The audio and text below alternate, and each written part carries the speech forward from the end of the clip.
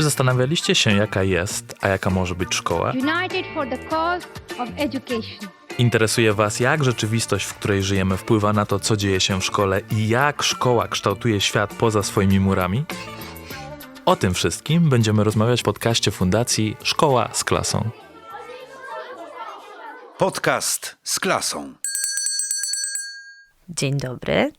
Witamy Was serdecznie w Spokoju Nauczycielskim. Spokój Nauczycielski to jest takie miejsce w internecie dla nauczycieli i nauczycielek, edukatorów i edukatorek, które stworzyliśmy w ramach programu Krople Uważności, który jest finansowany z Young Health Program AstraZeneca. Ja się nazywam Marta Puciłowska, pracuję w Fundacji Szkoła z klasą, a jest ze mną dzisiaj Justyna Wiąckiewicz z Lublina. Cześć Justyno. Jesteśmy w takim zestawie, bo ty jesteś nauczycielką, która praktykuje mindfulness, a my byśmy chcieli dzisiaj pogadać o tym, jak można takie praktyki mindfulnessowe stosować na co dzień w klasie. Jak to się stało? Jak to się stało, że ten mindfulness się pojawił u ciebie, a razem z tobą wśród twoich uczniów i uczennic?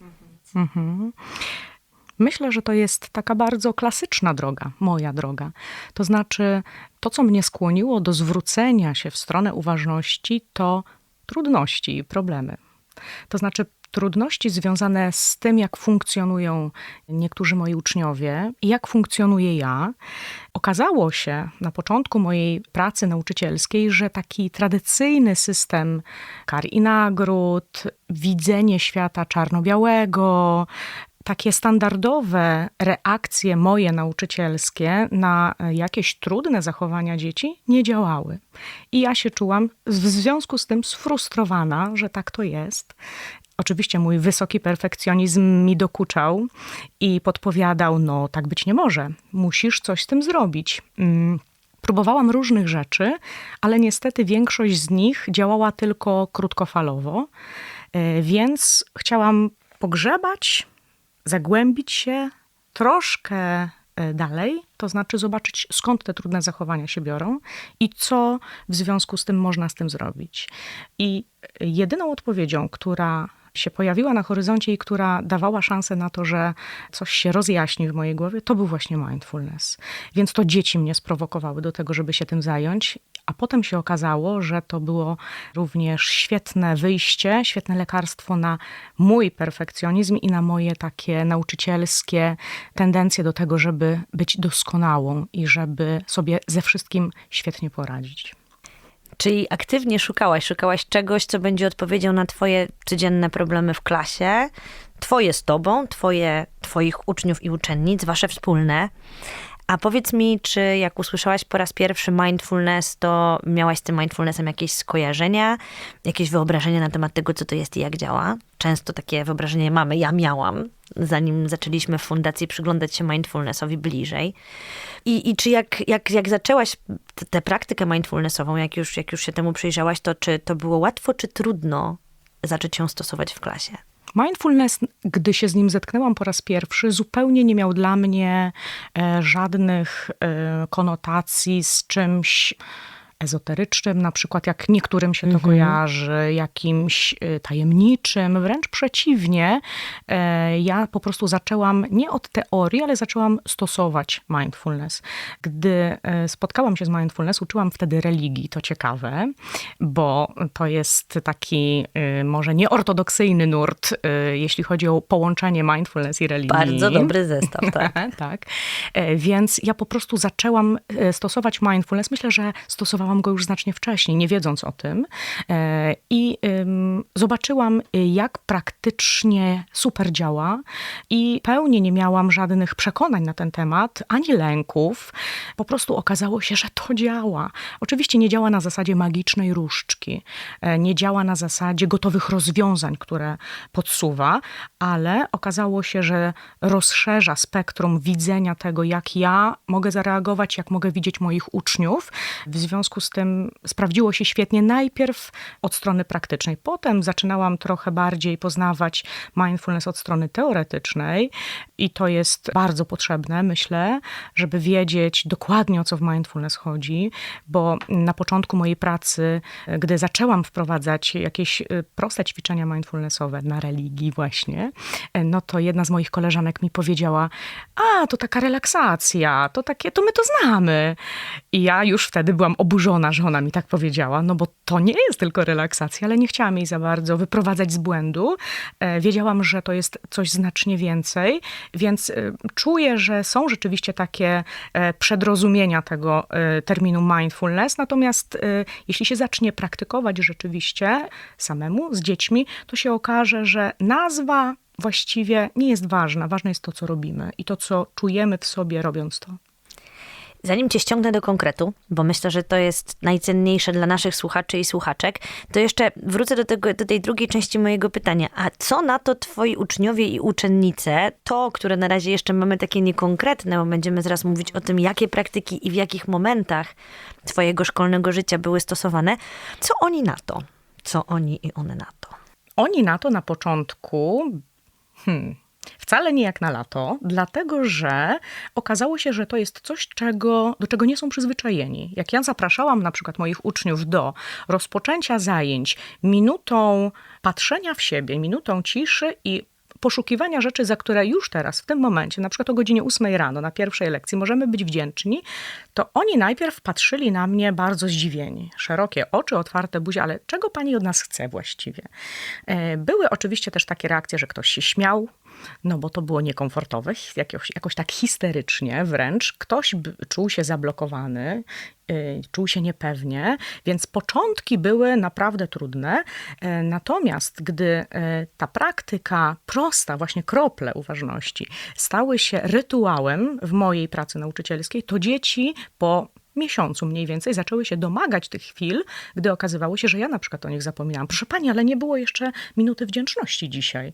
Więc na początku było trudno, a potem to się stało po prostu nawykiem. Więc już teraz, na początku naszej rozmowy, mam ochotę zaapelować do wszystkich nauczycieli i nauczycielek, które już zamierzają albo już to robią, wprowadzać mindfulness do siebie na lekcje. Nie bójcie się tego, co jest na początku, bo na początku jest trudno. Jak wchodzicie pod górę, to rzeczywiście te pierwsze kroki bywają wymagające, ale potem naprawdę, jak już czujesz, że masz więcej siły, że mięśnie się przyzwyczaiły, to robi się łatwiej. I tak samo jest w szkole. Naprawdę początki bywają ciężkie, ale głowa do góry. Będzie tylko lepiej. Powiedziałaś coś bardzo ważnego, to znaczy powiedziałaś, że na początku było ciężko, ale to się potem zamieniło w nawyk. I ta powtarzalność, ten rytm, to jest coś, co też z mojej perspektywy, właśnie takiego strategicznego myślenia o jakiejś zmianie, która się dokonuje w grupie, w której pracujesz, jest jakimś elementem niezbędnym. Czyli żeby wracać i powtarzać. I chciałabym troszeczkę teraz może zapytać cię, na jakie rzeczywiście problemy uczniów i uczennic próbowałaś odpowiedzieć? Czy na jakie problemy ty sobie próbowałaś znaleźć jakieś tam narzędzie? Żebyś podała nam może jakiś konkretny przykład i żebyś opowiedziała może chwilę, jakie to były praktyki, oprócz tej właśnie takiej chwili wdzięczności, jakie stosowałaś, w jakich momentach konkretne rozwiązania, propozycje, ćwiczenia z uczniami i uczennicami, które potem okazało się, że się przyjęły, właśnie weszły im w krew, weszły im w krwiobieg. Pierwsza rzecz, od której zaczęłam, to wcale nie uczniowie. To ja. Tak naprawdę, bo jestem przekonana, że jeśli się zaczyna przygodę z mindfulness, to nie można nauczyć dzieci czegoś, czego się samemu nie robiło przynajmniej raz w życiu, albo przez jakiś czas nie praktykowało. Tak samo jak nauczyciel matematyki musi wiedzieć, jak dodać liczby do siebie, co to są ułamki i mniej więcej się orientować, czym się różni kwadrat od koła. Tak samo ktoś, kto chce wprowadzić mindfulness do klasy, musi mieć jakieś doświadczenie tej praktyki. Nie tylko wiedzieć teoretycznie, co to jest mindfulness, ale doświadczyć tego na sobie. I dopiero potem może się tym podzielić z innymi. Więc ja mindfulness najpierw stosowałam dla siebie. I to dlatego chciałam się potem podzielić tym z dziećmi, że na mnie to wywarło ogromne wrażenie. Ja się zmieniłam jako człowiek. Ja przestałam widzieć tunelowo, przestałam się obarczać taką odpowiedzialnością karcącą, że ja nie wiem, co mam zrobić. I mój perfekcjonizm troszkę zelżał, dlatego że umiałam się zatrzymać, popatrzeć z dystansu na to, co się dzieje, nie utożsamiać się z różnymi głosami w mojej głowie na temat tego, że nie potrafię czegoś albo że nie jestem kompetentna. Więc pierwsze rzeczy, które robiłam, to były rzeczy dla mnie, żebym ja wchodziła z innym nastawieniem do klasy. Na przykład już przed wejściem do szkoły, gdy rano wychodzę do pracy, myślę o tym, gdzie jestem, w jakim miejscu, w jakim jestem stanie, w jakim jestem nastroju, jakie mam zasoby, żebym wiedziała, z czym ja wchodzę do klasy. I dzięki temu, że wiem, jaki jest mój poziom energii, na przykład na tej bateryjce przysłowiowej, to wtedy wiem, jak mogę wchodzić w interakcję z dziećmi. Natomiast jeśli tego nie wiem, no to jest bardzo chaotycznie i ten mój chaos wewnętrzny udziela się im. Więc rozpoczęcie od siebie, czasem wspólny oddech na początek, wejście do klasy, popatrzenie, czasem zwykły kontakt, po prostu zwyczajny kontakt wzrokowy, dotknięcie. Może to być bardzo krótka chwila, że z każdym uczniem po prostu widzę się. Jakbym chciała mu powiedzieć bez słów, jestem tu, widzę cię, jestem dla ciebie, jestem obecna i rzeczywiście staram się być obecna w tym momencie. I wtedy oni czują jakieś poczucie bezpieczeństwa. Magicznie to się dzieje. Jest coś takiego jak Wi-Fi mózgowe, które nas łączy i przepływa energia dobra ode mnie do nich. Więc oni jakby też zaczynają czuć, że są obecni tutaj, że już nie są w domu z różnymi być może trudnościami, które tam istnieją w tej przestrzeni, że ten plecak odłożyli na chwilę na podłogę i są teraz ze mną w kontakcie, że się widzimy. Więc najpierw ja i mój dobrostan, mój komfort, oczywiście czasem bardzo wystawiany na próbę, ale szukanie go to jest bardzo ważne. Natomiast to, co mogę zrobić z uczniami, to dawać im z siebie to, co we mnie jest stabilne. Jeśli czuję, że zaczyna być burzowo w klasie, że zaczyna się sztorm na przykład, bo są duże emocje, bo jest frustracja, bo jest niezgoda na błąd na przykład, bo są emocje związane z interakcjami pomiędzy uczniami, no to wtedy mój spokój ucisza samą moją obecnością, bez żadnych słów, czasem zwyczajnym gestem, położeniem ręki, popatrzeniem, to ucisza tę burzę najczęściej, więc to jest największa część pracy, jaką można zrobić, ale można też nauczyć ich, jak sobie radzić dzięki uważności z ich własnymi różnymi stanami napięcia, z różnymi zasobami energii, z emocjami, z trudnymi myślami. Na przykład właśnie biorąc wspólnie oddech.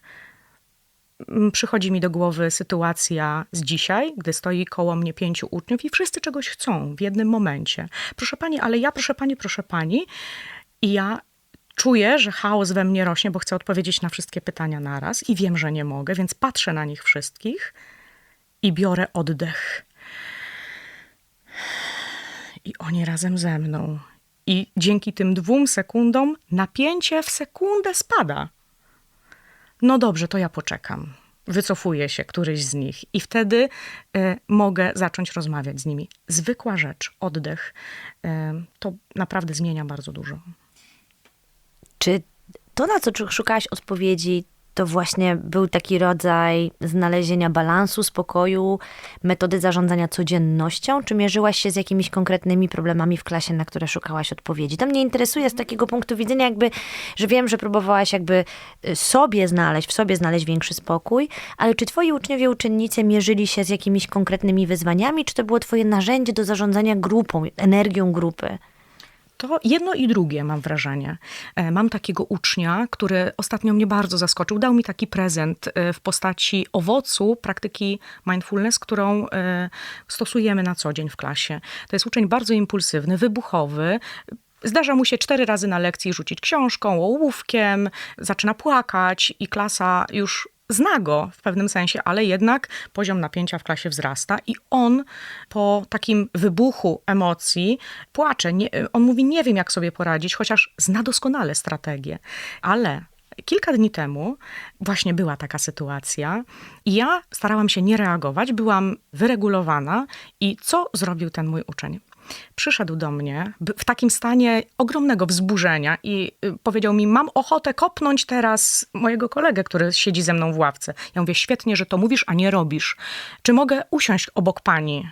Więc ja siedziałam przy biurku i on usiadł obok mnie. lekcja się dalej działa. On po prostu sobie cicho siedział za mną, jakby czując, że tu jest miejsce, gdzie on może spokojnie być z tym, co ma w sobie. I po może 5 minutach ja odwracam się do niego i pytam, jak się masz? No, już jestem spokojniejszy. Wie pani, zrobiłem przez minutę 12 oddechów. To chyba dobrze, prawda?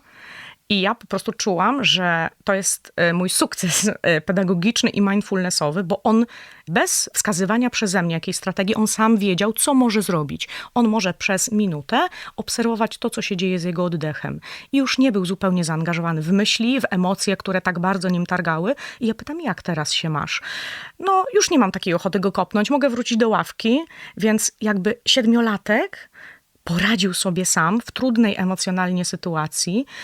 No, dla mnie to jest wielka radość i myślę sobie, że dzisiaj on wykorzystał tą kropelkę, którą dostał i być może za 20 lat, jak będzie pracował w jakiejś wielkiej korporacji i będzie naprawdę na skraju jakiegoś załamania, będzie przytłoczony ogromnym stresem, też sobie przypomni, była taka pani, jak chodziłem do 1. klasy i ona nam proponowała takie rzeczy, więc i robiliśmy to i to zadziałało, to może teraz spróbuję jeszcze raz.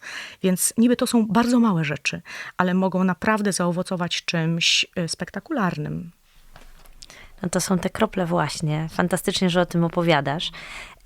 Też lubię tak myśleć właśnie o uważności, że ona się dzieje w różnych nieoczywistych miejscach, które się po prostu robią w grupie i w których te krople mają okazję wpaść, oraz w miejscach takich rytualnie do tego, czy jakby systematycznie temu przeznaczonych. I obie te rzeczy razem są rzeczywiście takim działającym sprawnie mechanizmem.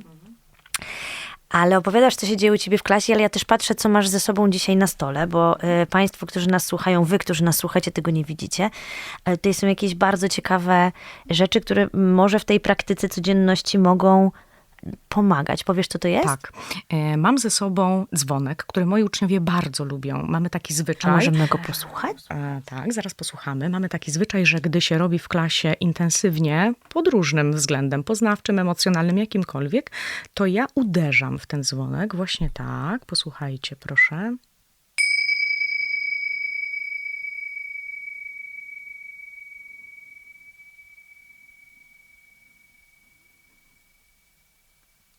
I moi uczniowie wiedzą, że jak ten dzwonek brzmi, to wszyscy milkną i go słuchają, a gdy skończą słyszeć dźwięk dzwonka, podnoszą rękę, że ja już skończyłem ten dźwięk słyszeć. I po pierwsze wyciszają się, po drugie mają chwilę na przerwę w tym, co robią.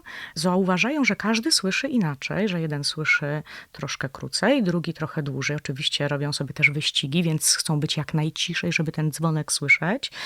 To jest takie bardzo proste narzędzie, które sprawia, że oni wiedzą, że teraz mogą właśnie zatrzymać się na chwilę i nie tylko słuchać dzwonka, ale też usłyszeć, co w nich się dzieje, zobaczyć, jaka dzisiaj pogoda w ich ciałach, w ich sercach. I czasem po takiej przerwie na właśnie dzwonek podnoszą się ręce i mówią, wie pani co, ja usłyszałem, że bardzo bym chciał teraz wyjść na dwór, albo czy możemy sobie zrobić krótką przerwę na przykład na 5 przysiadów.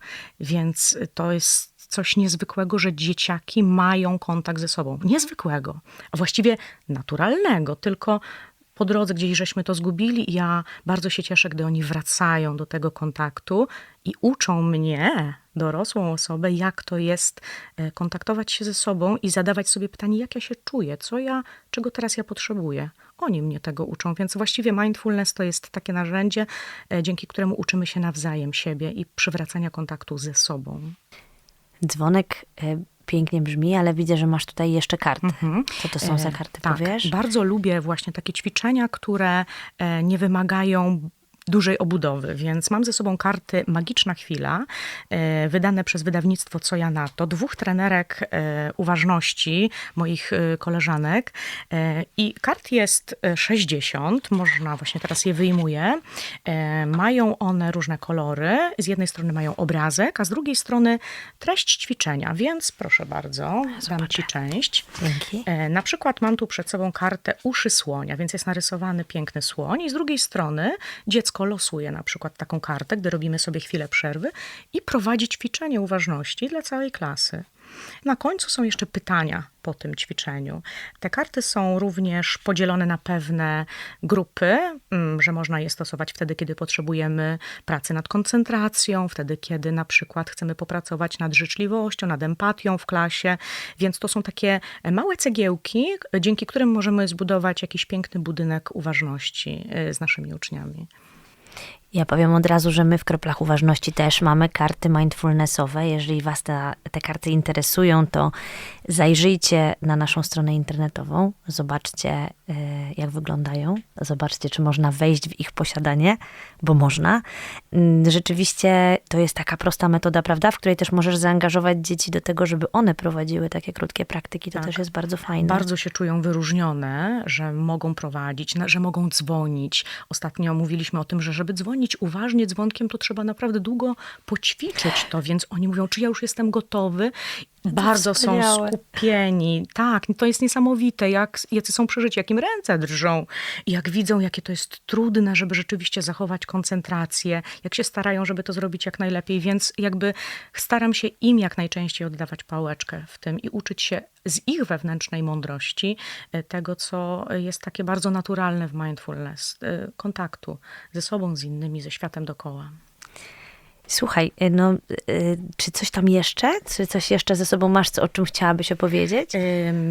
Mam tu pewną książkę, która mnie bardzo inspiruje. To jest książka Celine Alvarez, Prawa naturalne dziecka i to nie jest książka o uważności, ale to jest książka dla nauczycieli, bo ja oprócz tego, że jestem nauczycielką, jestem również trenerką uważności i to są trochę dwie różne rzeczy, ale bardzo mi zależało na tym, żeby nie tylko uczyć uważności jakieś wybrane grupy, jakieś indywidualne dzieci gdzieś w jakimś sterylnym, w cudzysłowie, otoczeniu, ale żeby to implementować do szkoły, żeby to była codzienność, bo to jest najlepsze środowisko, w którym się mindfulness może realizować. I ta książka jest o tym, żeby właśnie uważnie pracować z dziećmi na co dzień, a nie jakieś szczególne środowiska stwarzać. Ale w tej książce ukrywa się inna rzecz. To znaczy taki tekst, którym chciałabym się może na koniec podzielić. Nie wiem, kiedy będzie ten koniec. Dla nauczycieli właśnie trochę o wyzwaniach i trochę o tym, jak uważność pomaga w tych wyzwaniach, ale to za chwilę. To ja ci zadam pytanie, które moim zdaniem skieruje cię wprost do tego tekstu, bo zmierzając już do końca chciałam cię zapytać, czy ty uważasz, że nauczyciel, każda nauczycielka to jest osoba, która może stosować mindfulness? Czy mindfulness jest rzeczywiście dla każdego? Trochę to powiedziałaś już teraz, że uważasz, że szkoła jest takim naturalnym środowiskiem. I czy uważasz, że w rękach każdego pedagoga, pedagogzki to mindfulness będzie spełniało właśnie tę swoją rolę? Jak to jest twoim zdaniem? Myślę, że są dwa warunki. Pierwszy warunek, taki bardzo ogólny, to jest ten, że mindfulness może być niewłaściwym narzędziem dla kogoś, kto zmaga się z depresją, kto ma jakieś traumatyczne przeżycia świeże, kto jest pod opieką psychoterapeuty i ma jakieś trudności psychiczne. Dla niego mindfulness może być trudny, ale myślę, że nauczyciele z takimi trudnościami pracujący, aktywni nauczyciele się nie mierzą, bo byłoby im trudno pracować w tym zawodzie. Natomiast drugi warunek jest taki, że po prostu trzeba chcieć to zrobić i trzeba wypróbować to na sobie i przekonać się, czy to działa, bo jeśli ktoś nie jest do tego przekonany, to może mu dyrektor narzucić z góry, ty będziesz nauczycielem mindfulness. To tak nie działa, zupełnie nie. Trzeba odkryć to dla siebie. Przynajmniej takie jest moje doświadczenie, żeby potem móc się rzeczywiście autentycznie dzielić tym z innymi, bo to nie jest tylko kwestia teorii, którą znamy, ale to jest kwestia też dzielenia się doświadczeniem i trzeba być właściwie ucieleśnieniem uważności w pewnym sensie, niedoskonałym oczywiście ucieleśnieniem, żeby dzielić się tym. Więc tak, poza tym, jeśli ktoś spełnia te dwa warunki, to jest jak najbardziej dla niego. Dlatego, że uważam, iż największym i najpotężniejszym narzędziem, jaki nauczyciel ma, to jest on sam. Żeby nauczyć ucznia czegokolwiek, to najpierw musi być więź. A ta więź może się nawiązać tylko wtedy, kiedy ja wiem, kim jestem. Daję poczucie takiej stabilności dziecku, że ono wie, kim ja jestem. Dzięki temu samo staje się świadome, kim ono jest i wtedy może zaistnieć więź. A dopiero potem możemy o tym mówić, jaki kształt ma litera A i ile to jest 2 dodać 4. Więc uważam, że jeśli ktoś odkryje mindfulness dla siebie jako dobrodziejstwo, to nie ma silnych na to, żeby się nie podzielił tym z innymi, bo to po prostu, bo to się chce to robić, jak się tego zaznało w sobie i poczuło, że to działa. to jeżeli masz teraz taki prezent dla nauczycieli i nauczycielek, to ja, żeby już tego prezentu potem niczym nie zakłócać, powiem tylko, że to była rozmowa w ramach Kropli Uważności. Krople Uważności Fundacji Szkoła z Klasą prowadzimy w ramach Szkoły Dobrostanu, czyli takiego szerszego projektu, w którym chcemy dbać o dobrostan w codzienności szkolnej. Bardzo Ci dziękuję, Justyna, za to spotkanie. Marta Pociłowska, Fundacja Szkoła z Klasą, a teraz dla nauczycieli i dla nauczycielek. Tekst dr Szafali, posłuchajcie. To jest tekst, który napisałam dla siebie, to znaczy on jest w formie żeńskiej, ale również jest kierowany jak najbardziej do mężczyzn. Pozwólcie jednak, że końcówki będą żeńskie, dobrze? Obyś została obdarzona dzieckiem, które ci się przeciwstawia, abyś mogła nauczyć się odpuszczać kontrolę. Obyś została obdarzona dzieckiem, które cię nie słucha, abyś to ty mogła nauczyć się słuchać. Obyś została obdarzona dzieckiem, które uwielbia się ociągać, abyś poznała piękno spokoju. Obyś została obdarzona dzieckiem, które gubi różne rzeczy, abyś nauczyła się rezygnować z przywiązania. Obyś została obdarzona dzieckiem, które jest bardzo wrażliwe, abyś nauczyła się stabilności. Obyś została obdarzona dzieckiem, które jest nieuważne, abyś nauczyła się koncentrować. Obyś została obdarzona dzieckiem, które ośmiela się buntować, abyś nauczyła się myśleć niekonwencjonalnie. Obyś została obdarzona dzieckiem, które się boi, abyś nauczyła się ufać wszechświatowi. Obyś została obdarzona dzieckiem, które nauczy cię, że nigdy nie chodzi o nie, lecz zawsze o ciebie. Dziękuję. Podcast z klasą. Dziękujemy za wysłuchanie podcastu Fundacji Szkoła z Klasą. Więcej o nas możecie dowiedzieć się na www.szkołasklasą.org.pl. Do usłyszenia w kolejnym odcinku.